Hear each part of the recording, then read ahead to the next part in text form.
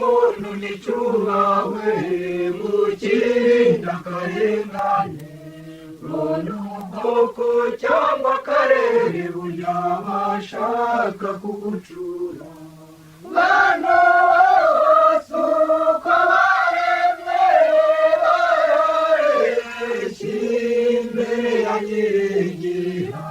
Twongeye kubasuhuza inshuti bakunzi ba gahunda z'ibiganiro bya RECP Info ndetse n'abakurikira bwa TV.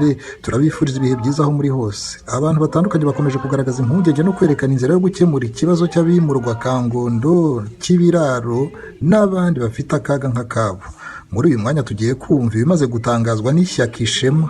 Ni mu ijwi rya Presidente waryo Madame Nadine Claire Kasingi. Nyuma turanumva n'ibiherutse gutangazwa na Presidente w'ishyaka Darifu Umurinzi Madame Victoire Ingabire Umuhoza.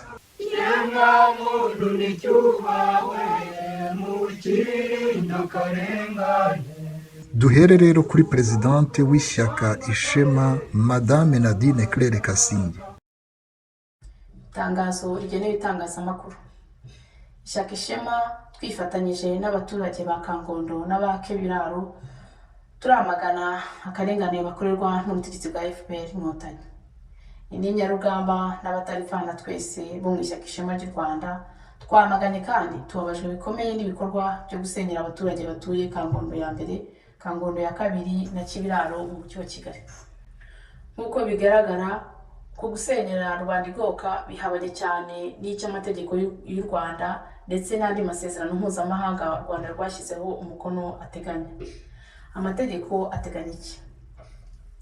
Nk'uko biteganywa n'itegeko nshinga rya Repubulika y'u Rwanda ryo mu mwaka w'2003 uko ryahinduwe mu 2015 mu ngingo ya 34 igika cya mbere n'icya kabiri, buri muntu wese afite uburenganzira ku mutungo bwite waba uwe ku giti cye cyangwa uwo asangiye n'abandi, kandi ubwo burenganzira ku mutungo ntibuhungabanywa keretse ku mpamvu z'inyungu rusange kandi hakurikijwe ibiteganywa n'amategeko.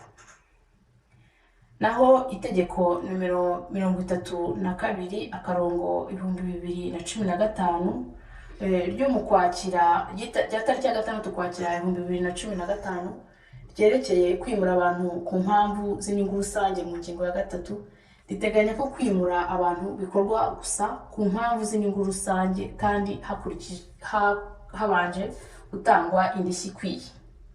Amasezerano mpuzamahanga yerekeye uburenganzira mu by'ubukungu, imibereho myiza n'umuco yashyizweho umukono i New York muri Leta Zunze Ubumwe za Amerika yo kuwa 19 Ukuboza 1966 nk'uko yemejwe n'itegeko teka nimero 8 akarongo 75 ryo kuwa 12 Gashyantare 1975. Amasezerano nyafurika yerekeye uburenganzira bwa muntu n'ubw'abaturage yashyizweho umukono i Nairobi muri Kenya kuwa 27 Kamena 1981 nk'uko yemejwe n'itegeko nimero 10 akarongo 1983 ryo kuwa 1 Nyakanga 1983, cyane cyane mu ngingo yayo 14 na 21 ibika bya 3 na 4. Ayo masezerano yose arinda umutungo w'umwenegihugu kandi ateganya ko umuntu adashobora kunyaga umutungo we mu buryo bw'uburiganya bikozwe n'itsinda ry'abantu ryitwaje ubutegetsi kimwe n'undi wese ku mpamvu izo arizo zose zidaciye mu kuri. Aho akarengane gashingiye. Usesenguye amategeko usanga ateganya nibura ibintu bitatu by'ingenzi kugira ngo kwimura umuturage mu buryo bukurikije amategeko bishoboke. Inyungu rusange. Cyambere ni inyungu rusange. Itegeko riteganya ko kwimura umuturage bigomba kuba bishingiye gusa ku nyungu rusange. Ibi bisobanuye ko ari igikorwa cya leta kigamije inyungu za rubanda, imibereho myiza cyangwa iterambere ry'abaturage muri rusange n'abakangondo n'abakibiraro barimo. Nyamara amakuru dufite nuko abari inyuma yo gushaka kunyaga ubutaka bw'abaturage ba Kangondo na Kibiraro ari Madame Jeannette Kagame, umufasha wa Perezida Paul Kagame afatanyije n'umuryango wa James Kabarebe. Bivuze ko ibikorwa byabo ari ibigamije inyungu bwite zabo gusa, ntaho bihuriye n'inyungu rusange bitwaza mu kunyaga rubanda igoka. Cya kabiri, indishyi ikwiye. ni ukuvuga ikiguzi cy'agaciro k'ubutaka n'ibyabukoreweho gihabwa uwimurwa kandi bikabarwa hashingiye ku biciro biri ku isoko n'indishyi y'ihungabana ritewe no kwimurwa. Mu gihe ibi bidakozwe, uwimurwa ntashobora kuva mu mitungo ye ngo ajye kwangara. Icya gatatu, urutonde rw'ibikorwa by'inyungu rusange. Ibi bivuze ko nta muntu ushobora kwimurwa mu mutungo ye hitwaje inyungu rusange niba ibikorwa biteganyijwe kuhakorerwa bitari mu rutonde rw'iby'itegeko ryerekeye kwimura abantu ku mpamvu z'inyungu rusange byateganyije mu ngingo ya 5. Niba umuturage agiye kwimurwa, agomba kwereka umushinga wa kimwe mu bikorwa biri kuri urwo rutonde. Niba igikorwa kimwimura kitariho, biba ari uburiganya. Twese tuzi ko leta ya FPR Inkotanyi imaze kubigira akamenyero kwimura bene gihugu imitungo yabo ikayiha abashoramari ndetse n'abanyamahanga, maze ikabibatiza inyungu rusange. Ibi sibyo, ni ukuriganya rubanda igoka, kuko sibyo amategeko ateganya. Ibikorwa by'ishoramari bigomba gukorerwa ku butaka buri mu mutungo bwite wa leta cyangwa umutungo rusange, ariko ntibigomba na rimwe gukorerwa mu mutungo bwite umuturage utabishaka. Ibijyanye no gutanga amacumbi y'ingurane yubatswe mu Busanze, itegeko nshingo mu ngingo ya 26 rigena ko umuntu wese afite uburenganzira bwo gutura aho ashatse. Bityo rero guhatira abantu kujya gutura mu Busanze ni ukwica nkana itegeko nshinga. Ikindi kandi, amacumbi bahabwa ni intizanyo, kuko abayahabwa batayafite uburenganzira busesuye ngo babe banayagurisha mu gihe bifuza gutura ahandi. Mu gihe amategeko atubahirizwa rero, kwirwanaho ni uburenganzira bwa muntu bwemerewe n'amasezerano mpuzamahanga u Rwanda rwasinye. Amasezerano mpuzamahanga y'uburenganzira bwa muntu u Rwanda rwashyizeho umukono rukanayemeza mu mategeko y'igihugu, abungabunga uburenganzira kavukire kandi budakorwaho, les droits naturels et imprescriptibles. Ubwo burenganzira ni ubwisanzure, uburenganzira ku mutungo, uburenganzira ku mutekano, ndetse n'uburenganzira bwo kwirwanaho igihe cyose asumbirijwe n'ubutegetsi bw'igitugu. Kubera ibyo byose, turasanga ubutegetsi bw'agatsiko ka FPR Inkotanyi bukwiye icyambere guhita uhagarika gusenya no kwigabiza ibya rubanda igoka ku ngufu, guhita burekura Bwana Shikama Jean de Dieu wafashwe mu buryo unyuranyije n'amategeko. Bwana Shikama akaba azira gusa guharanira uburenganzira bwe n'ubwa bagenzi be bambuye imitungo yabo izuba riva. Guhagarika itotezwa rikorerwa abaturage ba Kangondo zombi na Kibiraro, bagasubizwa uburenganzira bwabo ku mitungo, bagahabwa umutekano, amahoro n'ituze mu byabo.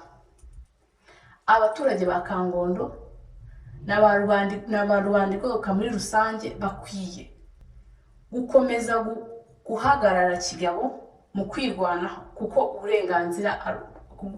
ari uburenganzira bwanyu.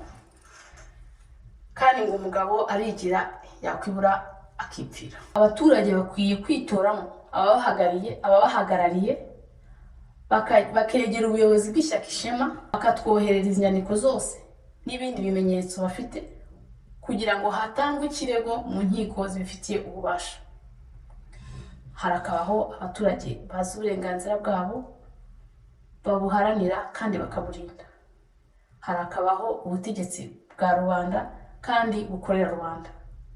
Mu izina ry'Indenyarugamba n'abataripfana b'ishyaka Ishema, ni Nadine Claire Kasinge, umukandida mu matora ya Perezida wa Repubulika y'u Rwanda mu mwaka w'2024. Murakarama kandi bakomeze guhagarara kumwe.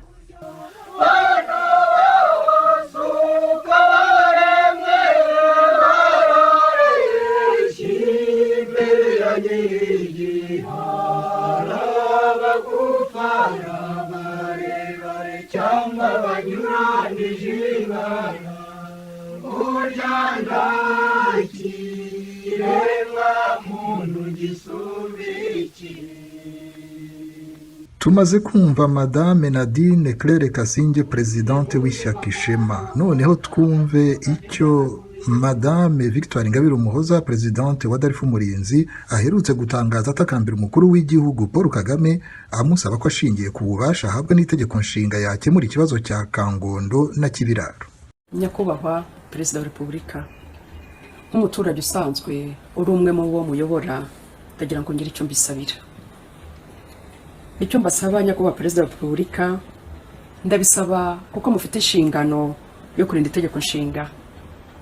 Usibye kandi kuba mutubereye umuyobozi, Nyakubahwa Perezida wa Repubulika, muri n'umubyeyi. Nyakubahwa Perezida wa Repubulika, iyo mbonye umunezero muba mufite mu maso iyo mutoriye umwuzukuru wanyu, uwo munezero ntarakwishima. Iyo mbonye amarira y'abaturage ba Kangondo na Kibiraro, nabyo bintera ikiniga. Nyakubahwa Perezida wa Repubulika, ndabizi kuyobora ni umutwaro utoroshye usaba kwirinda amarangamutima, ariko ntabwo ubuyobozi utwambura ubumuntu bwuzuzanyije n'itegeko nshinga dufite mu gihugu cyacu. Nyakubahwa Perezida wa Repubulika, byafasha kurangiza ikibazo cya Kangondo na Kibiraro nta nduru zivuze ndetse nta na kiboko ibayeho. Nyakubahwa Perezida wa Repubulika, mwayoboye urugamba musubiza icyizere mu basirikare bari bataye igihe wari ubakuriye nyakwigendera Fred Rwigema yari amaze kuvanwa mu buzima. Icyo gihe abasirikare ntibabonaga icyo gukora. Uyu munsi niko bimeze ku baturage ba Kangondo na Kibiraro. Barageraniwe, bari mu giherahiro nk'icyo abasirikare barimo icyo gihe mwari mutaraza ngo mubayobore. Uyu munsi ikibazo cya Kangondo na Kibiraro aho kigeze, nimwe mwenyine mufite gukoresha ububasha muhabwa n'itegeko nshinga mukakirangiza. Itegeko nshinga ingingo ya gatatu igira iti, itegeko ryose, icyemezo cyose cyangwa gikorwa cyose binyuranyije n'iri tegeko nshinga nta gaciro bigira. Ingingo ya 13 y'itegeko nshinga ikavuga iti, umuntu n'umunyagitinyiro kandi n'indahungabanywa. Leta ifite inshingano zo kumwubaha, kumurinda no kumurengera. Ingingo ya 34 ikagira iti, buri muntu afite uburenganzira ku mutungo bwite. Umutungo w'umuntu afite intavogerwa. Uburenganzira ku mutungo ntibuhungabanywa keretse ku mpamvu z'inyungu rusange kandi hubarijwe itegeko. Nyakubahwa Perezida wa Repubulika, dufite itegeko nomero 32 akarongo 2015 ryo ku itariki ya 11 z'ukwa gatandatu 2015, itegeko ryerekeye kwimura abantu ku mpamvu z'inyungu rusange. Abayobozi bo mu nzego z'ibanze n'abaturage ba Kangondo na Kibiraro bananiwe kumvikana ku ngingo ya 3 mu gace kayo ka 2 kagera kati, kwimura abantu nk'uko biteganywa muri itegeko bikorwa gusa ku mpamvu z'inyungu rusange kandi habanje gutangwa indishyi ikwiye. Ingingo ya 98 mu itegeko nshinga ry'igihugu agaka ka 2 igira iti, Perezida wa Repubulika ashinzwe kurinda itegeko nshinga no kubumbatira ubumwe bw'abanyarwanda. Nyakubahwa Perezida wa Repubulika, mu bubasha muhabwa n'itegeko nshinga, mwahumuriza abaturage ba Kangondo na Kibiraro bagasubiza agatima impembero. Abana batuye muri utwo duce bakwishimira kubabona nk'umubyeyi ubakuye ahakomeye. Itegeko rikubahirizwa nta uhutajwe ndetse nta n'urenganyijwe. Mbifurije ubuzima buzira umuze no kurangiza ikibazo cya Kangondo na Kibiraro mu bushishozi. Mbaye mbashimiye.